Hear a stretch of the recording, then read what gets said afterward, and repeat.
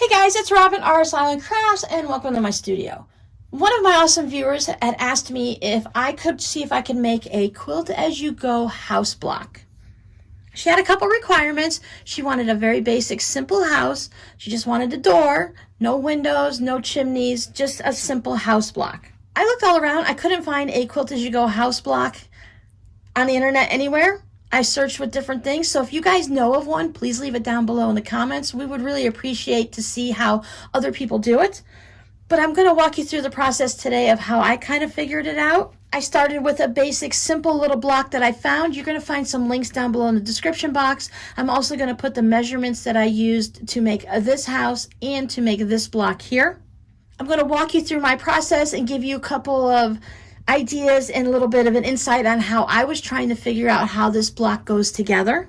There are so many ways that you can change it up and make it your own. Hang out to the end of the video and we'll discuss that. So let's get to creating our Quilt As You Go house block.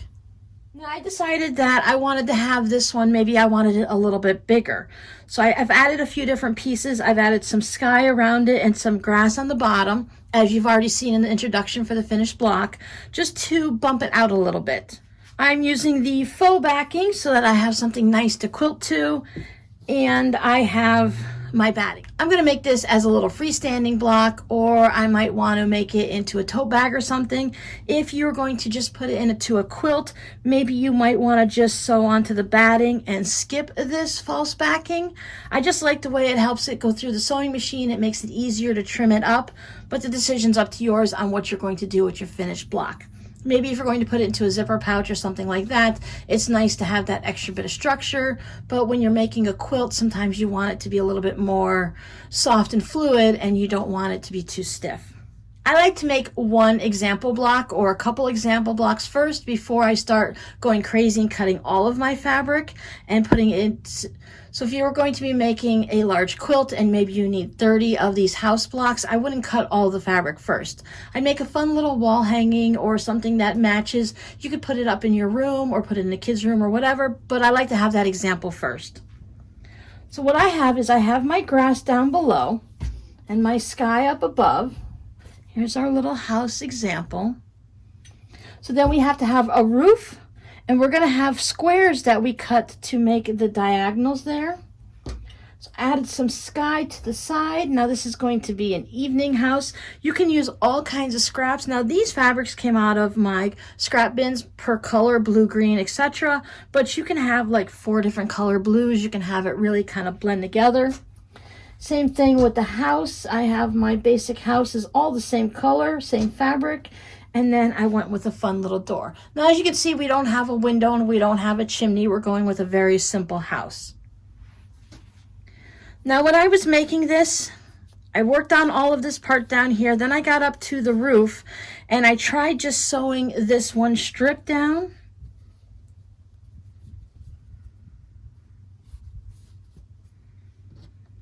And then stitching on my stitch and flip corners, but it didn't quite work out with the way everything lays here, because this went all the way over and you kind of want it like that. Now you can do that if you want, but what I'm going to do and what I did on this block is I found it easier if I just made this section here separately and then added it on. You can do it separately for the door, but the way I'm going to show you the door is really easy. You can do the same thing, put windows here. You just have to figure out what size fabrics you're going to need to cut. So these are going to go here, and just to keep me straight so that I make sure that I'm going to sew it in properly in the right order, in the right direction. Now I have this one sitting here just as an example, but you can kind of picture that you want your roof to be a triangle. So it's going to go like in this direction. So it's real simple that we're going to draw a line corner to corner. That's going to allow us to have our roof go into that point. Now this would be on the back of the fabric. Now my fabric is the same on both sides, so that doesn't really matter for me. But if you're using some type of a print, make sure you draw this on the back.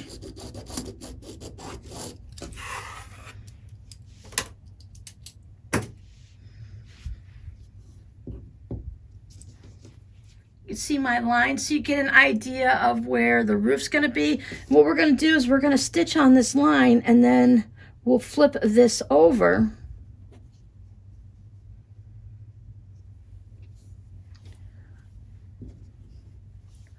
And we'll have our basic roof shape. You can pin your pieces down if you like. I'm just going to make sure that my fabric is scooched up to the corner. Some people will sew directly on the line, but I want to go just a thread or two to the corner on this side, and that's going to give me that little bit of extra fabric so that when I bring this over, I'm going to make sure that I have enough fabric to cover this corner, because we're going to cut all of this section here off.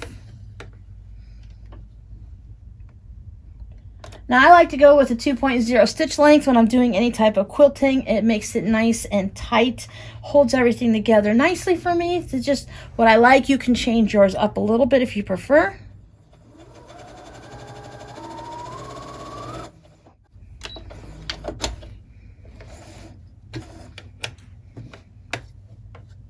Same thing on this side.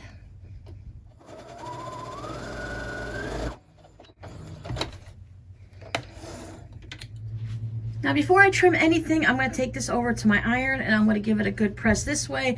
And I want to make sure that this fabric goes past where my black fabric is here, my roof fabric.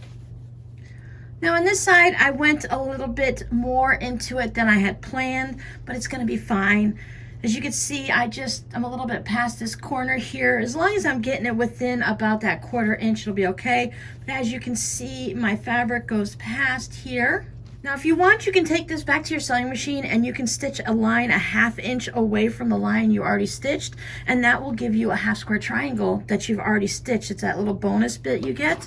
I'm just going to trim this off about a 1/4 inch, give or take. Just make sure you fold it back before you trim.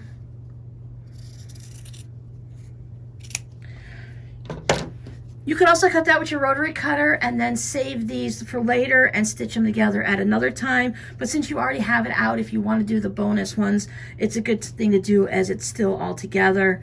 And then you would just open it up and then you would have these bonus 1/2 square triangles. So that's going to go up here. Now I can take this over and I could start putting this all together. Now as I'm going to sew this, I'm going to do it just like this one. As you can see, there's no actual quilting stitches on it. It's just the quilting that was created as I went through my batting. As you're going, if you'd like, you can add some extra stitches in whatever direction you want. I've shown you guys to do that visible quilting with like the matchstick quilting on various projects like pouches and tote bags and stuff. But I think for something that looks just similar to a regular quilting, you can go ahead and go like this. You can add top stitching along there, so it's whatever you want to do, but we're just going to make it simple like this, where the only quilting is what we stitched through.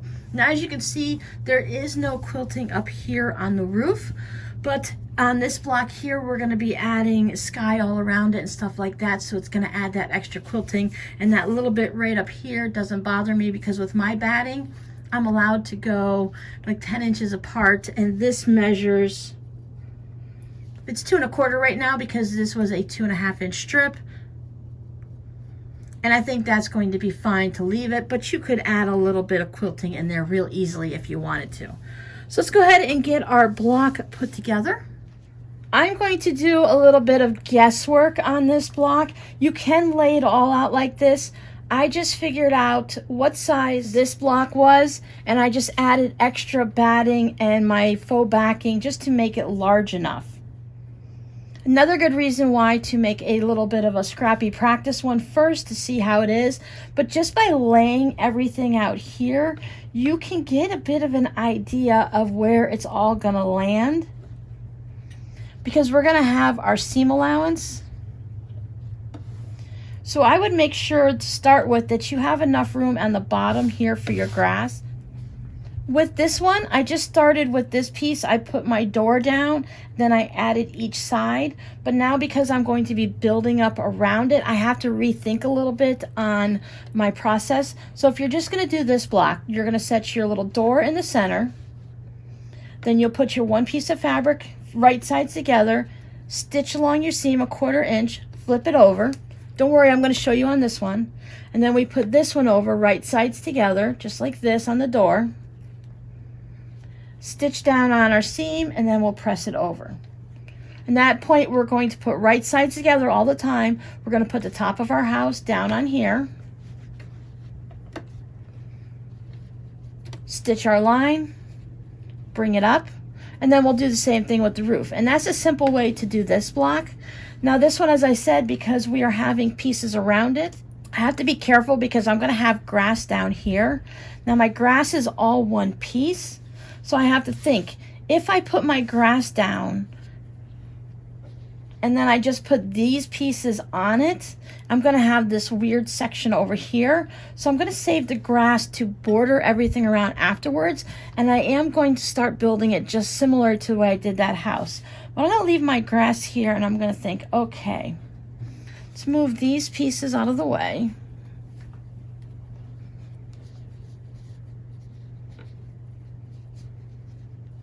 I have these 3 pieces that are going to be here. Now, since I laid it all the way out, I know my sky is going to be up at the top and my grass is down at the bottom. It gives me enough room, plus I'm adding in seam allowances. Because when I laid it out, I just laid them right next to each other. I didn't account for the 1/4 inch seam allowance because I want my block to be bigger.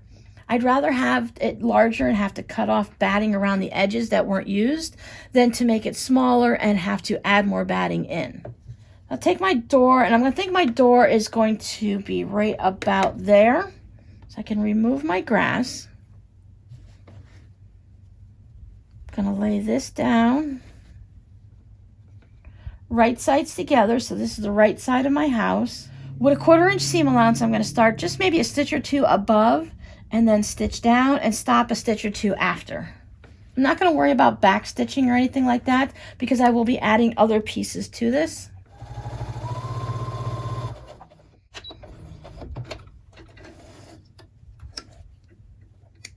I want to take this over to my iron and press it at each step, but for this one, I'm going to wait a minute and I'm going to just bring this out of the way, give it a little finger press, and I'm going to add this piece in, and I'm going to line it up really even so that I know I'm getting a straight line down across the bottom and across the top.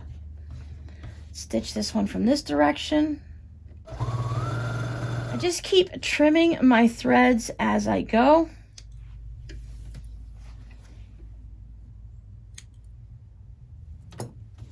Now I'll take this to my iron and I'll press this in both directions like that and get a nice good bit of steam on there to keep it going in the right direction. I don't want this to kind of fold in on itself at all like that. I want to make sure it's open. You can just stick with finger pressing it. You can use a little wooden iron, but I'm going to give it a little bit of steam. I am using 100% cotton batting, so I could put my iron on it, no problem. If yours has polyester and it would melt if you put your iron on it, just put down some type of a pressing cloth, or just go ahead and finger press it. Since I'm treating everything like a border, the sky and everything else, and that's the way I cut it out, I'm going to go ahead and put this piece on now, the top of my house. Right sides together. Because we accounted for our 1/4 inch seam allowance and we used someone else's measurements that already had it figured out, I know that this is going to line up perfectly. If you're trying to make this larger or smaller and you're not sure your measurements, you can always cut your piece longer. As long as you have your first piece figured out, and these are pretty easy since they're all squares, then you can take your next piece and cut it larger, or wait to cut it until you do your first section, and then you'll know how wide it's going to be. Again, your practice block is very helpful for this. When we're just kind of testing out a theory and figuring things out as we go, our testing block is very important. Or if you have some type of quilting software or something like that that helps you figure it out, your test block will be digital. You could always draw some registration marks on your batting. Just be careful that if you're going to use your iron, that you're not using something that goes away with heat. So our next step is our roof.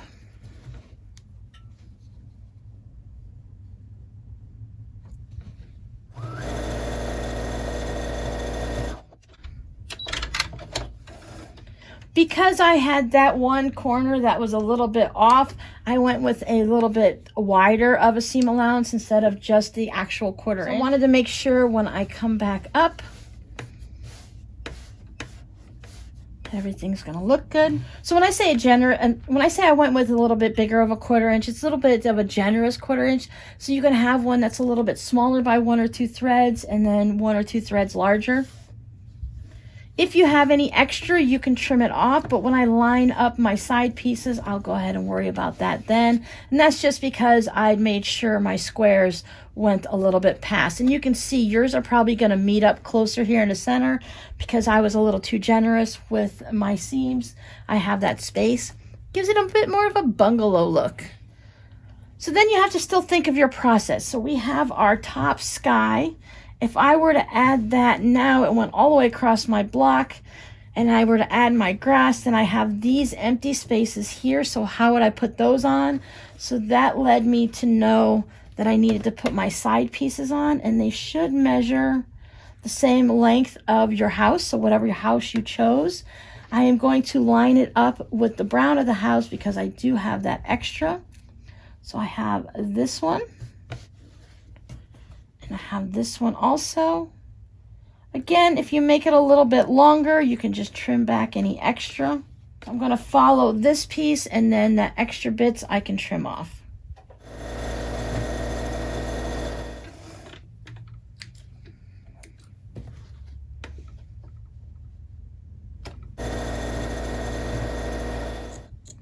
Just take that little bit off, just so we don't have any excess bulk sitting there.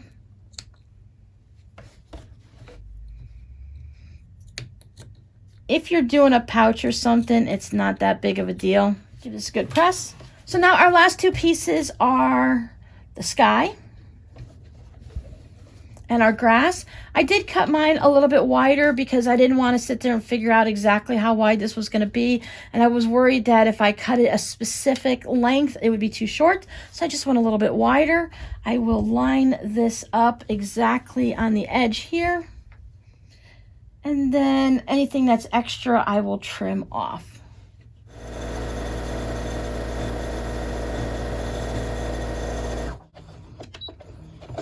You can add pins through any of this process if that helps you keep everything in place. No sense getting up and going to the iron when I can just put this one on and it's not going to be in anyone's way. I'm going to line it up with this little roof here and these 2 side pieces because, again, my triangles are sticking up just a little bit more. If you wanted to, you can have this piece be several different blues and several different greens to give it some extra character. Use up some of those scraps.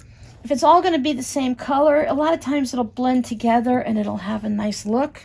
Trim this off. Save this. I could use this for the squares right here on either side for the next one.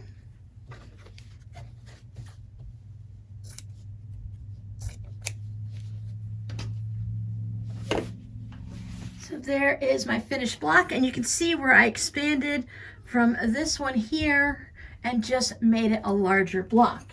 So my little house here ended up being 5 inches wide by 5.5 inches tall. Now if I'm putting this in a row, that's not going to matter, but if I was going to be putting it into individual blocks, I might want to trim it down to 5 inches by 5 inches. I can easily take a 1/2 inch off of this door and it'll be okay. I wouldn't want to take too much off of the top because that I will lose the point of my roof. But I do have a little bit of area there that I can trim the top of the excess sky. So I'm going to line this up. It looks like if I line it up at the bottom of the roof at 2 1/8, I can trim off just that little bit extra. And it still is going to have, when I do the 1/4 inch seam, it will flatten it out a little bit on the top. And to avoid that, just try to sew either directly onto that line or just barely go 1 thread past it. I don't mind the roof looking a little bit like this. I don't mind that my roof doesn't have an exact point to it. I kind of like that little bit of a flat top. Houses look so different everywhere, but if you're concerned about that, when you sew it down, just do it exactly on the line. Just make sure when you fold it over that it's going to cover the entire line of your background there. Then here, I'm just gonna look and see where the smallest bit of fabric is, where it kind of indents right here a little bit. So if I line that up, I'm going to still use that 2 1/8 just to line it up on that seam. And I'm going to look at the side. Now my block, as a practice block, it's going to be a little bit smaller than I need. That tells me that maybe next time when I make the block, I might want to make these pieces a little bit longer here. This is a 2 1/2 inch square, I believe. So maybe I want to have it 2 1/2 inches. Maybe I want to go a little bit bigger. I can go 2 3/4. Just make sure that whatever you're doing in the row is the same. So if I were to bump this up, I would make this either 2 3/4 or 3 inches. And I would do the same thing for all of these. And that would allow me that space to trim it up. So as I said, maybe I want to just hang mine up on the wall or turn it into a zipper pouch or something like that. What my exact measurements at the end doesn't really matter to me.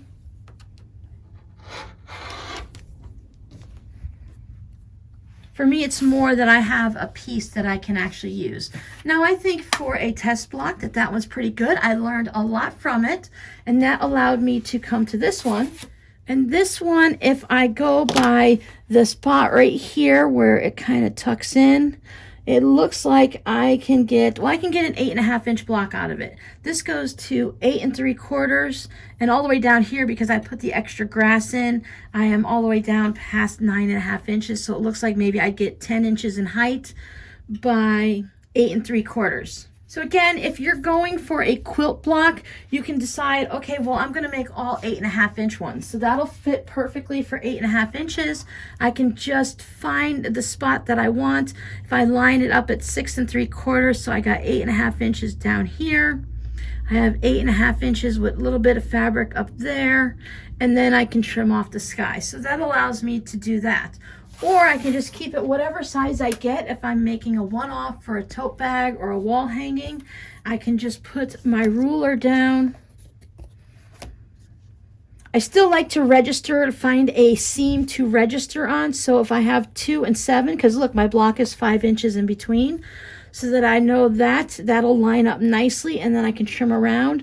Or I can scoot it up a little bit, put it to 2 1/4. And 7 1/4, and that will trim it right at the top of the blue. I can just slide that over a bit. Trim this side.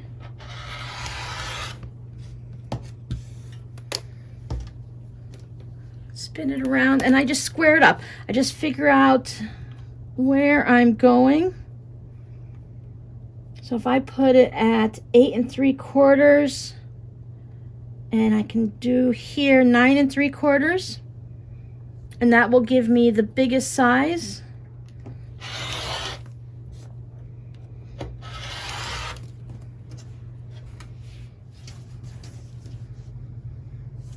And there it is. I think if you use some fun, for me, I like the bright and colorful. So if you use different fabrics that have something like, so this brown is nice and calm. So I went with my roof and my door to be a little crazy. I like this green for the grass. And as I said, this is a night sky. But if you go a little bit scrappy and mix everything up and choose different fabrics based on it, you can change the feel of the quilt or what you're making it for. I didn't have anything to start with. I went looking for quilt as you go house blocks, and they really don't exist. I was really surprised that no one had come up with anything. So I started this way, and I thought, okay, well, this is just the same as doing applique. I stitched the door down onto the house. I laid it all down on the blue background, and then I added the grass, and then I put the triangle piece by folding it down and folding it up, and then I ended up with weird little nubby bits that I had to cut off. But basically, it's just applique. So that didn't work. Then I found this cute little house because I wanted something that was, I tried finding 6 1/2 inch blocks. I tried to find, there are some houses that are 12 inches, but so many of them have chimneys and windows. And the person that requested this video didn't want that. She wanted a basic, simple house. And then to just go from there. She just wanted a door, no chimney, no windows. So that's when I was looking it up. I found this one. Plain, simple, easy to it. There are so many house blocks. I even tried finding a paper pieced house. Now I know there are some out there, but a lot of them are like itty bitty 3-inch square or 3.5-inch squares that go into a 3-inch when you sew it into your quilt. And I thought that was just a little bit too tiny for, I don't know what this person wanted them for, but I'm kind of guessing for a quilt. So if you want it for a quilt, granted, yes, the people that were making those itty bitty houses were turning them into a quilt, but you need like 300 or something like that. I thought a 6.5-inch block would be good. So I looked for some paper piecing ones, and I didn't really find anything. A lot of them had the chimneys and stuff like that. And yes, we can just go ahead and use one piece of fabric and skip out the chimneys and stuff. But the houses were made to where you had a window on it. So it looked more like this. So you had that house and then you had a space for the window. So you had this really weird, awkward spot off to the side that just made it look like you needed something. Now you can turn your door more rectangular if that's what you like.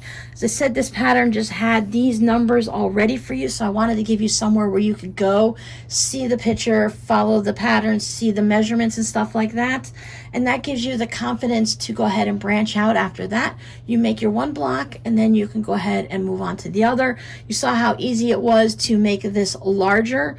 You can expand what the logs, if you're thinking of it like a log cabin, you expand the logs and the bits of your house here, make them wider, make them taller. You can change your roof. So here with the roof, we used a 2.5-inch strip, therefore we used 2.5-inch squares. If you use a 5-inch strip, you use 5-inch squares. It's the same process, you're just changing the numbers. So whatever you do for the width here, you need to have it to be the same for your corners for that to come up and fit properly. Now, if you want to just go ahead and do like I did and just kind of figure it out, I was thinking that since everything else here was 2.5 inches, that this would be 2.5 inches. I did cut those at 2.5 inches. I cut my sky was more to 3 and my grass was more to 3. Actually, I think I might have cut these 2 3/4 just to get the sizes to work right for me. I was just more concerned about seam allowances, and I didn't think because the type of quilting I'm doing is going to shrink it in. But if you do the matchstick quilting, that's going to really shrink it in. Now, after your block is done like this, if you want to do more quilting, you can come through here and you maybe want to top stitch along there and there if you want to add a little bit of quilting to it. So we've done the basic of quilt as you go. Now it's still going to be considered quilt as you go if you take this block that has fabric and batting. So you could make your house block just as a regular quilt block. So if there's a house quilt block you love, and then you can just set it right down on top of your batting and then quilt it as if it were just a mini quilt. And add that into your quilt as you go quilt, you can do that. But sometimes when I think of quilt as you go, I lean more towards the pouches and the totes and the bags versus quilts.